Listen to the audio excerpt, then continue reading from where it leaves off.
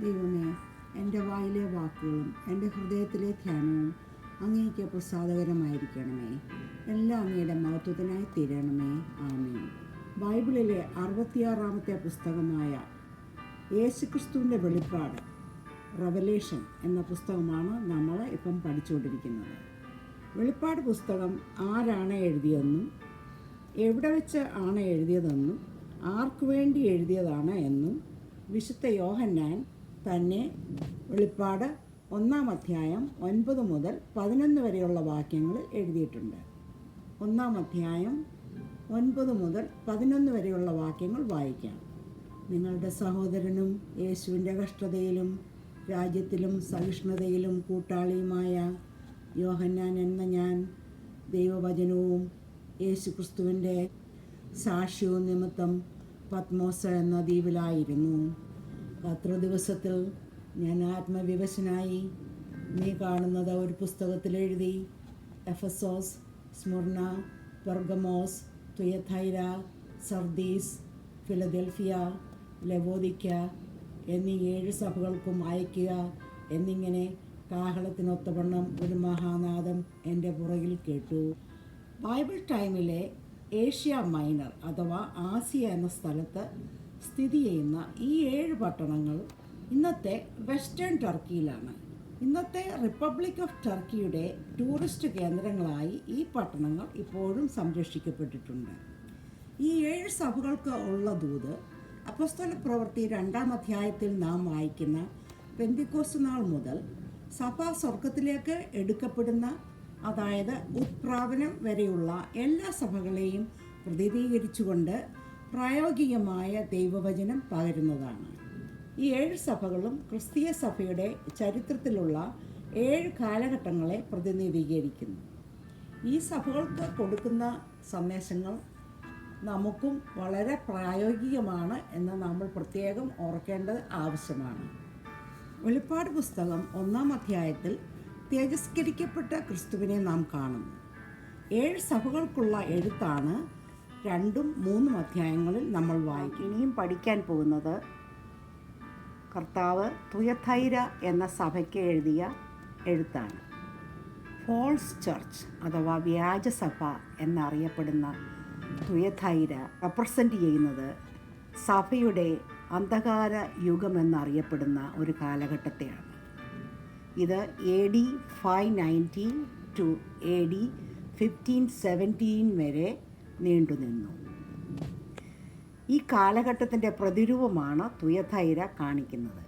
അജിയൻ സീയിൽ നിന്നും ഏകദേശം 40 മൈൽ അകലെ വെസ്റ്റേൺ ഏഷ്യ മൈനറിൽ സ്ഥിതി ചെയ്യുന്ന ഈ പട്ടണം ഇന്ന് അഖീസാൻ എന്ന് അറിയപ്പെടുന്നു. ലൈക്കസ് നദി ഒഴുകുന്ന ഈ പട്ടണത്തിലെ വെള്ളം ചില പ്രത്യേക ഔഷധ ചെടികളുടെ വേരുകൾ മൂലം ചുവന്ന നിറമുള്ളതായിരുന്നു. അതുകൊണ്ട് തന്നെ നിറമുള്ള ഡൈ ചെയ്ത തുണികളും കാർപ്പറ്റുകളും നിർമ്മിക്കുന്ന ഒരു വ്യവസായ കേന്ദ്രമായിരുന്നു തുയഥൈര. അപ്പോസ്തലപ്രവൃത്തി 16-ാം അധ്യായം 13 മുതൽ 16 വരെയുള്ള വാക്യങ്ങളിൽ അപ്പോസ്തലനായ പൗലോസും ശീലാസും ഫിലിപ്പിയിൽ സുവിശേഷം പറഞ്ഞ സമയത്ത് തുയഥൈര പട്ടണത്തിൽ നിന്നും വന്ന ലിഡിയ എന്ന രക്താംബരം വിൽക്കുന്ന ഒരു സ്ത്രീയും കുടുംബവും രക്ഷിക്കപ്പെട്ടതായി നമുക്ക് വായിക്കാം. വെളിപ്പാട് പുസ്തകം 2-ാം അധ്യായം 18 മുതൽ 29 വരെയുള്ള വാക്യങ്ങളിൽ നമുക്ക് തുയഥൈര സഭയ്ക്ക് ഉള്ള എഴുത്ത് വായിക്കാം. നമുക്ക് 18-ാമത്തെ വാക്യം വായിക്കാം. തുയഥൈരയിലെ സഭയുടെ ദൂതനെ എഴുതുക, അഗ്നിജ്വാലയ്ക്ക് ഒത്ത കണ്ണും വെള്ളോട്ടിന് സദൃശമായ കാലുമുള്ള ദൈവപുത്രൻ അരുളി ചെയ്യുന്നത്. ഈ വാക്യത്തിൽ കർത്താവ് തുയഥൈര സഭയ്ക്ക് തന്നെ ദൈവപുത്രൻ എന്ന് പരിചയപ്പെടുത്തുന്നു. ദൈവത്വവും മഹത്വവും നിറഞ്ഞ യേശു കർത്താവിനെ നാം ഇവിടെ കാണുന്നു. വെളിപ്പാട് 1-ാം അധ്യായം 14 മുതൽ 15 വരെയുള്ള വാക്യങ്ങളിൽ നാം കണ്ട യേശു കർത്താവിൻ്റെ അഗ്നിജ്വാലയ്ക്ക് ഒത്ത കണ്ണുകൾ, അത് മനുഷ്യൻ്റെ മനസ്സുകളെയും നിലവുകളെയും തുളച്ചു കയറുന്നതാണ് എന്ന് നാം വായിച്ചു. വെള്ളോട്ടിന് സദൃശമായ കാലുകൾ കർത്താവിൻ്റെ മഹത്വത്തെയും ബലത്തെയും വർണ്ണിക്കുന്നു. നമുക്ക് 19 വാക്യം വായിക്കാം. ഞാൻ നിൻ്റെ പ്രവൃത്തിയും നിൻ്റെ സ്നേഹം, വിശ്വാസം, ശുശ്രൂഷ, സഹിഷ്ണുത എന്നിവയെയും നിൻ്റെ ഒടുവിലത്തെ പ്രവൃത്തി ആദ്യത്തേതിലും ഏറെയെന്നും അറിയുന്നു. ഇതാ കർത്താവ് എല്ലാ സഭകളോടും ആശ്വാസവാക്കുകൾ പറഞ്ഞ് തുടങ്ങുന്നത് പോലെ തുയഥൈരയിലെ വിശ്വാസികളുടെ പ്രവൃത്തികൾ ആദ്യകാലത്തേക്കാൾ അവരുടെ വിശ്വാസത്തിൻ്റെ വളർച്ച അനുസരിച്ച് കൂടിക്കൊണ്ടിരിക്കുന്നു എന്ന് കർത്താവ് അവരെ അനുമോദിച്ച് പറയുന്നു. ജെയിംസ് 2:17-18 വരെയുള്ള വാക്യങ്ങളിൽ പ്രവൃത്തിയില്ലാത്ത വിശ്വാസം നിർജീവമാകുന്നുവെന്ന് നാം വായിക്കുന്നുണ്ട്. അങ്ങനെ വിശ്വാസവും പ്രവൃത്തിയില്ലാത്തതാകയാൽ സ്വതവേ നിർജീവമാകുന്നു. ഇതുപോലെ തന്നെ ഇവരുടെ വിശ്വാസവും ശുശ്രൂഷയും സഹിഷ്ണുതയും യേശു കർത്താവ് എടുത്തു പറയും. നമുക്ക് 20 മുതൽ 22 വരെയുള്ള വാക്യങ്ങൾ വായിക്കാം. എങ്കിലും താൻ പ്രവാചകി എന്ന് പറഞ്ഞ് ദുർനടപ്പ് ആചരിപ്പാനും വിഗ്രഹാർപ്പിതം തിന്മാനും എൻ്റെ ദാസന്മാരെ ഉപദേശിക്കുകയും തെറ്റിച്ചു കളയുകയും ചെയ്യുന്ന ഇസബേൽ എന്ന സ്ത്രീയെ നീ അനുവദിക്കുന്നു എന്നൊരു കുറ്റം നിന്നെക്കുറിച്ച് പറയുവാനുണ്ട്. ഞാൻ അവൾക്ക് മാനസാന്തരപ്പെടുവാൻ സമയം കൊടുത്തിട്ടും ദുർനടപ്പ് വിട്ട് മാനസാന്തരപ്പെടുവാൻ അവൾക്ക് മനസ്സില്ല. നമുക്ക് 22 വായിക്കാം. ഞാൻ അവളെ കിടപ്പിലും അവളുമായി വ്യഭിചരിക്കുന്നവരെ അവരുടെ നടപ്പ് വിട്ട് മാനസാന്തരപ്പെടാതിരുന്നാൽ വലിയ കഷ്ടതയിലും ആക്കി തീർക്കും. 23 അവളുടെ മക്കളെയും ഞാൻ കൊന്നുകളയും, ഞാൻ ഉൾപ്പൂവുകളെയും ആരായുന്നവൻ എന്ന് സകല സഭകളും അറിയും. നിങ്ങളുടെ പ്രവൃത്തി തക്കവണ്ണം ഞാൻ നിങ്ങൾക്ക് ഏവർക്കും പകരം ചെയ്യും. തുയഥൈര്യയിൽ അക്കാലത്ത് ഉള്ള ഒരു കള്ളപ്രവാചകിയാണ് ഈ ഇസബേൽ. വിശ്വാസികളെ വിഗ്രഹാരാധനയിലും ജാതികളുടെ ആചാരങ്ങളിലും അധാർമികതകളിലും നയിക്കാൻ പ്രോത്സാഹിപ്പിക്കുന്ന ഒരു ജനപ്രീതിയുള്ള അപകടകാരിയായ ഒരു സ്ത്രീ ആയിരുന്നു ഇവൾ. സങ്കീർത്തനം 97 വാക്യത്തിൽ നാം ഇങ്ങനെ വായിക്കുന്നു. യഹോവയെ സ്നേഹിക്കുന്നവരെ ദോഷത്തെ വെറുപ്പീൻ, അവൻ തൻ്റെ ഭക്തന്മാരുടെ പ്രാണങ്ങളെ കാക്കുന്നു, ദുഷ്ടന്മാരുടെ കയ്യിൽ നിന്ന് അവരെ വിടുവിക്കുന്നു. ആ കള്ളപ്രവാചകിക്കും അവളുടെ മാർഗം സ്വീകരിക്കുന്നവർക്കും കഷ്ടത വരുന്നുവെന്ന് കർത്താവ് തുയഥൈരയിലെ സഭയ്ക്ക് മുന്നറിയിപ്പ് നൽകുന്നു. God's grace gives everyone a chance to repent. Just like that. എന്നാൽ അവൾക്ക് പശ്ചാത്തപിക്കാൻ ദൈവം അവസരം കൊടുത്തുവെങ്കിലും അതുകൂടാതെ അവൾ വിശ്വാസികളെ തെറ്റായ മാർഗങ്ങളിൽ കൂടി നടത്താൻ പരിശ്രമിച്ചു കൊണ്ടിരുന്നത് മൂലം അവൾക്കും അവളുടെ മാർഗം സ്വീകരിക്കുന്നവർക്കും കഷ്ടത വരുന്നുവെന്ന് യഹോവയായ ദൈവം തുയഥൈര സഭയ്ക്ക് മുന്നറിയിപ്പ് നൽകുന്നു. God is A jealous God. അവളെയും അവളെ പിന്തുടരുന്നവരെയും മക്കളെയും കൊല്ലുകയും അവരോട് അവരുടെ പ്രവർത്തിക്ക് തക്കവണ്ണം പകരം കൊടുക്കുകയും ചെയ്യുമെന്ന് മനുഷ്യ മനസ്സുകൾ അറിയുന്ന കർത്താവ് തുയഥൈര സഭയ്ക്ക് താക്കീത് അഥവാ വാണിംഗ് കൊടുക്കുന്നു. 24-25 വാക്യവും നമുക്ക് വായിക്കാം. എന്നാൽ ഈ ഉപദേശം കൈക്കൊള്ളാതെയും അവർ പറയും പോലെ സാത്താൻ്റെ ആഴങ്ങൾ അറിഞ്ഞിട്ടില്ലാതെയും തുയഥൈരയിലെ ശേഷം പേരോട് വേറൊരു ഭാരം ഞാൻ നിങ്ങളുടെ മേൽ ചുമത്തുന്നില്ല. എങ്കിലും നിങ്ങൾക്കുള്ളത് ഞാൻ വരുവോളം പിടിച്ചുകൊള്ളുവീൻ എന്ന് ഞാൻ കൽപ്പിക്കുന്നു. ഗലേഷ്യൻസ് 5-24 വാക്യത്തിൽ നാം ഇങ്ങനെ വായിക്കുന്നു. യേശുക്രിസ്തുവിനുള്ളവർ ജഡത്തെ അതിൻ്റെ രാഗമോഹങ്ങളോടും കൂടെ ക്രൂശിച്ചിരിക്കുന്നു.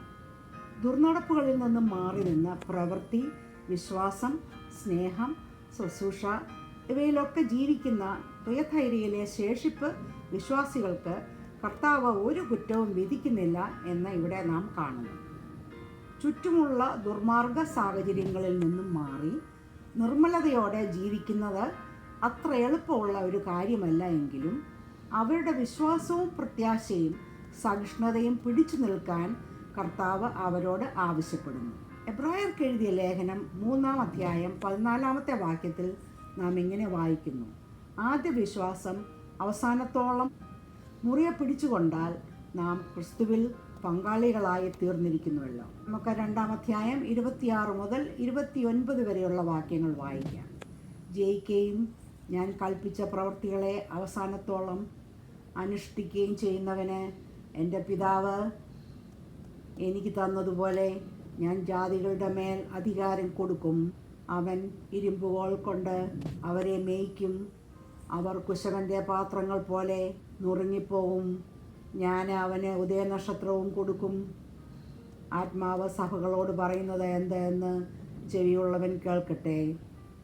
പരിശുദ്ധാത്മ നിറവിൽ അവരുടെ വിശ്വാസവും പ്രത്യാശയും പ്രവൃത്തികളും അവസാനം വരെ കാത്തു സൂക്ഷിക്കുന്നവർക്ക് ഇവിടെ 2 പ്രതിഫലങ്ങൾ ദൈവം കൊടുക്കുന്നു. ഒന്നാമതായി അവർ ജാതികളെ ഭരിക്കും. അവരുടെ 2ാമത്തെ പ്രതിഫലം ഞാൻ അവന് ഒരു ഉദയനക്ഷത്രവും കൊടുക്കും എന്നുള്ളതാണ്. സങ്കീർത്തനം 2-ാം അധ്യായം 8 മുതൽ 9 വരെയുള്ള വാക്യങ്ങൾ നമുക്ക് ഇങ്ങനെ വായിക്കാം.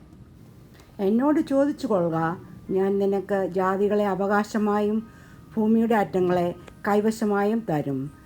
ഇവിടെ നമുക്ക് കർത്താവിൻ്റെ 2ാം വരവിനെയും 1000 ആണ്ട് വാഴ്ചയുടെയും സൂചന നാം കാണുന്നു. കർത്താവ് തൻ്റെ 1000 ആണ്ട് വാഴ്ച സമയം ഒരു ഇടയനെ പോലെ താൻ ഈ ലോകം ഭരിക്കുമ്പോൾ ഈ വിശുദ്ധന്മാർക്ക് അതിലൊരു പങ്കുണ്ട് എന്ന് നാം കാണുന്നു. 1 കൊരിന്ത്യൻസ് 6-ാം അധ്യായം 2-ാം വാക്യത്തിലും നാം ഇത് വായിക്കുന്നുണ്ട്. വിശുദ്ധന്മാർ ലോകത്തെ വിധിക്കുമെന്ന് അറിയുന്നില്ലയോ? സങ്കീർത്തനം 2-ാം അധ്യായം 9-ാം വാക്യത്തിൽ നാം ഇങ്ങനെ വായിക്കുന്നു. ഇരുമ്പുകോൽ കൊണ്ട് നീ അവരെ തകർക്കും, കുശവൻ്റെ പാത്രം പോലെ അവരെ ഉടയ്ക്കും. ഈ വാക്യവും കർത്താവിൻ്റെ 2ാം വരവിനെ തന്നെ സൂചിപ്പിക്കുന്നതാണ്. ഇവിടെ ഇരുമ്പുകോൽ ഒരു ഇടയൻ്റെ സ്റ്റാഫ് അഥവാ കോൽ സൂചിപ്പിക്കുന്നത് കർത്താവ് ലോകത്തിൻ്റെ രാജാവ് മാത്രമല്ല, പിന്നെയോ തൻ്റെ ജനത്തെ നടത്തുന്ന ഒരു ആട്ടിടയൻ കൂടിയാകുന്നു എന്നാണ്. ഇരുമ്പുകോൽ സൂചിപ്പിക്കുന്നത് തൻ്റെ ജനത്തിന് നൽകുന്ന ശിക്ഷണമാണ്. കർത്താവിൻ്റെ 1000 ആണ്ട് വാഴ്ചയുടെ സമയത്ത് ലോക ജനത മുഴുവൻ അവരുടെ ജീവിതത്തെ യേശു കർത്താവിന് പരിപൂർണ സമർപ്പണം ചെയ്യണം. അതിന് എതിരായിട്ട് ഉള്ളവരെ കർത്താവ് തൻ്റെ വായിലെ വചനമാകുന്ന വാളുകൊണ്ട് നശിപ്പിച്ചു കളയും എന്ന് വെളിപ്പാട് 19-ാം അധ്യായം 15-ാമത്തെ വാക്യത്തിൽ നമുക്ക് വായിക്കാം. അത് ഞാൻ വായിക്കുന്നു. അവൻ്റെ വായിൽ നിന്ന് മൂർച്ചയുള്ള വാൾ പുറപ്പെടുന്നു. അവൻ ഇരുമ്പുകോൽ കൊണ്ട് അവരെ മേയ്ക്കും. ലോകത്തെ ഭരിക്കുവാനുള്ള അധികാരം ദൈവപിതാവ് തൻ്റെ പുത്രന് നൽകുന്നു. പുത്രൻ അത് തൻ്റെ വിശ്വസ്തതയുള്ള വിശ്വാസികൾക്ക് നൽകുന്നു. 28-ാം വാക്യത്തിൽ വിശ്വാസ ജീവിതത്തിൽ ജയിക്കുകയും കർത്താവിൻ്റെ കൽപ്പനകൾ അവസാനത്തോളം പിന്തുടരുകയും ചെയ്യുന്നവർക്ക് ഉള്ള 2ാമത്തെ പ്രതിഫലം നാം കാണുന്നു. ഞാൻ അവന് ഉദയനക്ഷത്രവും കൊടുക്കും. തുയഥൈരയിൽ അവസാനം വരെ പീഡനങ്ങളും കഷ്ടപ്പാടുകളും സഹിച്ച് ഇരുട്ടിൽ കഴിഞ്ഞ് ജയിക്കുന്നവർക്ക് കർത്താവ് ഉദയനക്ഷത്രം കൊടുക്കുമെന്ന് പ്രോമിസ് ചെയ്യുന്നു, അഥവാ മോർണിംഗ് സ്റ്റാർ. ആത്മീയവും ധാർമ്മികത്വവും അവസാനം വരെ കൈവിടാതെ ഇരുന്നാൽ വിശ്വാസികളുടെ ജീവിതത്തിൽ മഹത്വകരമായ ക്രിസ്തുവിൻ്റെ പ്രകാശകിരണങ്ങൾ റേസ് ശോഭിക്കുന്നു. അതിനെ സൂര്യൻ ഉദിക്കുന്നതിന് മുമ്പുള്ള പ്രകാശമേറിയ നക്ഷത്രം മോർണിംഗ് സ്റ്റാറിനോട് താരതമ്യപ്പെടുത്തുന്നു. അത്ര മനോഹരമായ ഒരു വാക്യമാകുന്നു ഇത്. വെളിപ്പാട് 22-ാം അധ്യായം 16-ാം വാക്യത്തിലും ഉദയനക്ഷത്രം എന്ന വാക്ക് കാണുന്നുണ്ട്. നമുക്കതൊന്ന് വായിക്കാം. യേശു എന്ന ഞാൻ സഭകൾക്ക് വേണ്ടി നിങ്ങളോട് ഇത് സാക്ഷീകരിപ്പാൻ എൻ്റെ ദൂതനെ അയച്ചു. ഞാൻ ദാവീദിൻ്റെ വേരും വംശവും ശുഭ്രമായ ഉദയനക്ഷത്രവുമാകുന്നു. പഴയ നിയമത്തിൽ മാലാഖി 4-ാം അധ്യായം 2-ാം വാക്യത്തിൽ ഇസ്രയേലിൻ്റെ ആശ്രയമായ മശിഹ തൻ്റെ രാജ്യം സ്ഥാപിക്കുവാൻ ഭൂമിയിൽ വരുമ്പോൾ നീതി സൂര്യനായി ഉദിക്കുമെന്ന് എഴുതിയിരിക്കുന്നു. കർത്താവ് തൻ്റെ 2ാം വരവിൻ്റെ സമയത്ത് ഉള്ള മഹത്വമേറിയ പ്രത്യക്ഷതയുടെ സമയത്ത് ഒരു നീതി സൂര്യനായി പ്രകാശിക്കും. അതിനു മുമ്പ് കർത്താവ് മേഘങ്ങളിൽ വന്ന് ഉദയനക്ഷത്ര ശോഭയോടെ തൻ്റെ സഭയെ കൂട്ടിച്ചേർക്കും. ഇതാണ് ഒരു ക്രിസ്തീയ വിശ്വാസിയുടെ പ്രത്യാശ, ഹോപ്പ്. എത്ര അനുഗ്രഹിക്കപ്പെട്ട ഒരു പ്രത്യാശയാകുന്നു ഇത്. ദൈവത്തിന് സ്തോത്രം. ഈ അന്ത്യകാല സംഭവങ്ങളുടെ ക്രമങ്ങൾ അഥവാ ഓർഡർ നാം ഒന്ന് ശ്രദ്ധിക്കേണ്ടത് അത്യാവശ്യമാണ്. സൂര്യോദയത്തിന് മുമ്പ് പ്രഭാത നക്ഷത്രം, ഉദയനക്ഷത്രം പ്രത്യക്ഷപ്പെടുന്നു. യേശു കർത്താവ് തൻ്റെ സഭയെ ചേർക്കുവാൻ മേഘത്തിൽ ആകാശത്ത് പ്രത്യക്ഷപ്പെടുന്നു. ഇതാണ് റാപ്ചർ. ഇത് നമുക്ക് 1 തെസ്സലോനിയൻസ് 4 അധ്യായം 13 മുതൽ 17 വരെയുള്ള വാക്യങ്ങളിൽ വായിക്കാം. ഞാൻ 16ഉം 17ഉം വായിക്കുന്നു. കർത്താവ് താൻ ഗംഭീരനാദത്തോടും പ്രധാന ദൂതൻ്റെ ശബ്ദത്തോടും ദൈവത്തിൻ്റെ കാഹളത്തോടും കൂടെ സ്വർഗത്തിൽ നിന്ന് ഇറങ്ങി വരികയും ക്രിസ്തുവിൽ മരിച്ചവർ മുമ്പേ ഉയർത്തെഴുന്നേൽക്കുകയും ചെയ്യും. പിന്നെ ജീവനോടെ ശേഷിക്കുന്ന നാം അവരോട് ഒരുമിച്ച് ആകാശത്തിൽ കർത്താവിനെ എതിരേൽപ്പാൻ മേഘങ്ങളിൽ എടുക്കപ്പെടും. ഇങ്ങനെ നാം എപ്പോഴും കർത്താവിനോടുകൂടെ ഇരിക്കും. അതിനുശേഷം 7 വർഷത്തെ മഹാപീഡനകാലം വരുന്നു. ഇത് നമുക്ക് മർക്കോസ് എഴുതിയ സുവിശേഷം 13-ാമത്തെ അധ്യായത്തിൽ വായിക്കാം. അതിൻ്റെ അവസാനത്തിൽ കർത്താവ് തൻ്റെ രാജ്യം സ്ഥാപിക്കുവാൻ ഈ ലോകത്തിൽ രാജാവായി വന്ന് ഇസ്രയേലിൻ്റെ പ്രത്യാശ നിവർത്തിക്കുന്നു. നമുക്ക് 13-ാം അധ്യായം 19-ാം വാക്യം വായിക്കാം. ആ നാളുകൾ ദൈവം സൃഷ്ടിച്ച സൃഷ്ടിയുടെ ആരംഭം മുതൽ ഇന്നുവരെ സംഭവിച്ചിട്ടില്ലാത്തതും ഇനിമേൽ സംഭവിക്കാത്തതുമായ കഷ്ടകാലം ആകും. ഈ 7 വർഷത്തെയാണ് ട്രിബുലേഷൻ പീരീഡ് എന്നറിയപ്പെടുന്നത്. അതിൻ്റെ അവസാനത്തിൽ കർത്താവ് തൻ്റെ രാജ്യം സ്ഥാപിക്കുവാൻ ഈ ലോകത്തിൽ രാജാവായി വന്ന് ഇസ്രയേലിൻ്റെ പ്രത്യാശ നിവർത്തിക്കുന്നു. ഇത് നമുക്ക് മത്തായി എഴുതിയ സുവിശേഷം 25-ാം അധ്യായം 31-ാം വാക്യത്തിൽ വായിക്കാം. മനുഷ്യപുത്രൻ തൻ്റെ തേജസ്സോടെ സകല വിശുദ്ധന്മാരുമായി വരുമ്പോൾ അവൻ തൻ്റെ തേജസ്സിൻ്റെ സിംഹാസനത്തിലിരിക്കും. മറ്റ് എല്ലാ സഭകളുടെയും എഴുത്ത് അവസാനിക്കുന്നത് പോലെ തുയഥൈരയിലെ സഭയോട് ആത്മാവ് സഭകളോട് പറയുന്നത് കേൾക്കുവാൻ ദൈവം ഇവിടെ ആവശ്യപ്പെടുന്നു. ഇങ്ങനെയുള്ള ഒരു അവസാന കൽപ്പന എല്ലാ പട്ടണക്കാരും എല്ലാ എഴുത്തുകളും വായിക്കാൻ ഉള്ള ഒരു ആഹ്വാനമായിട്ട് തന്നെയാണ് നമുക്ക് കണക്കാക്കേണ്ടത്. പ്രത്യേകമായിട്ട് വെളിപ്പാട് 22-ാം അധ്യായം 16-ാമത്തെ വാക്യത്തിൽ നാം ഇങ്ങനെ വായിക്കുന്നു. യേശു എന്ന ഞാൻ സഭകൾക്ക് വേണ്ടി നിങ്ങളോടിത് സാക്ഷീകരിപ്പാൻ എൻ്റെ ദൂതനെ അയച്ചു. ഈ വാക്യവും ഈ എഴുത്തുകളും ഒരു പ്രത്യേക സഭയ്ക്ക് എഴുതിയെങ്കിലും എല്ലാ സഭകൾക്കും ഇത് വായിക്കുവാനുള്ള ഒരു ആഹ്വാനമായി തന്നെ ഇത് കരുതാം. ദ വേർഡ്ലി ചർച്ച്, വ്യാജസഭ എന്നറിയപ്പെടുന്ന തുയഥൈര സഭയ്ക്കുള്ള ദൂതിൽ നാം പഠിക്കുന്നത് ചുറ്റിനുമുള്ള ആധാർമിക വഴികളിൽ ചേർന്നു പോകാതെ നമ്മുടെ ആത്മീക വരങ്ങളെ മുറുകെ പിടിക്കണമെന്നാണ്. ലോകമോഹങ്ങളും പ്രവൃത്തികളും ചിലപ്പോൾ ശരിയായ കാര്യങ്ങളാണ്, അത് നമുക്ക് സ്വീകാര്യമാണ് എന്ന് നാം ചിന്തിച്ചേക്കാം. എന്നാൽ നമ്മുടെ ക്രിസ്തീയ വിളിക്ക് ചേരാത്ത എല്ലാ മേഖലകളിലും നാം വിശുദ്ധി പാലിച്ചാൽ മാത്രമേ നമുക്ക് കർത്താവ് ദാനം ചെയ്യുന്ന നിത്യജീവൻ പ്രാപിക്കുവാൻ സാധിക്കുകയുള്ളൂ. അതിനായി ദൈവം നമ്മെ എല്ലാവരെയും ഒരുക്കട്ടെ എന്ന് പ്രാർത്ഥിച്ചുകൊണ്ട് തുയഥൈര സഭയുടെ ഈ എഴുത്ത് ഞാനിപ്പോൾ ചുരുക്കുന്നു. ദൈവം നമ്മെ എല്ലാവരെയും അനുഗ്രഹിക്കട്ടെ.